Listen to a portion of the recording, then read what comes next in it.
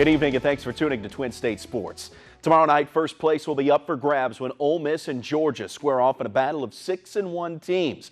After running off 14 straight victories, expectations have changed in Oxford, and despite the recent run of success, the Rebels still aren't satisfied.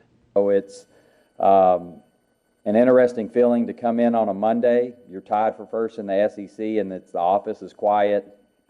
We're upset about the loss and disappointed for these young ladies who put a lot of work in. We're disappointed that the streak has ended. There's not many teams in the nation that run off 14 in a row, especially at this level. As Joe Moorhead and Mississippi State continue to search for continuity on offense, the team cites its ability to run the football as one of the most important. State has ran for 1,254 yards, which is mid-pack in the country, and will need more from their offensive front to be more productive, and that's something Coach Moorhead saw signs of back on Saturday.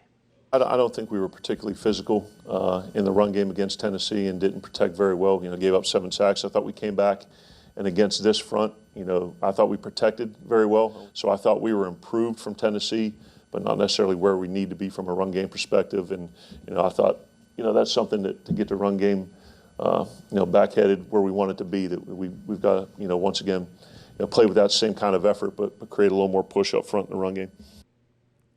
Clemson's Dabo Swinney is now officially the highest paid coach in college football after leading Clemson to a second national championship in 3 years. Swinney signing a 10-year, $93 million contract extension earlier this year, meaning his $9.3 million per year salary surpasses Nick Saban's $8.85 million. Saban topped the list last year, but now he finds himself in second place. Mississippi's Matt Luke ranks 45th in the country with a $3.1 million per year salary, while MSU's Joe Moorhead is just 3 spots and 50 grand behind his rival.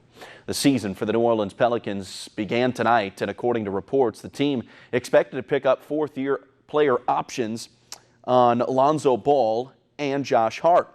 Ball, the number 2 pick back in 2017, is slated to make just over $11 million next season, while Hart will make a shade under $4 million. Both players were acquired this summer in the Anthony Davis trade with the Lakers. The NFL trade deadline arrives a week from today, and after a bevy of moves last week, more teams shuffled their rosters on Tuesday. The night after working over the New York Jets, the New England Patriots worked over the phones to acquire Atlanta Falcons wide receiver Mohamed Sanu. In the deal, the Falcons acquire a second-round draft pick from New England. After spending his first 4 years in Cincinnati, Sanu broke out in Atlanta, totaling over 2,500 receiving yards and 14 touchdowns. The move for Atlanta, whose season appears to be in the gutter, could be first of many moves later this week. And the unbeaten 49ers also bolstering their receiving core today by acquiring Emmanuel Sanders in a deal with the Denver Broncos. 49ers going to send a 3rd and 4th round pick in the 2020 draft to Denver for Sanders and a 5th rounder. 2-time Pro Bowler has 30 catches, 367 yards in 7 games this season for the Broncos.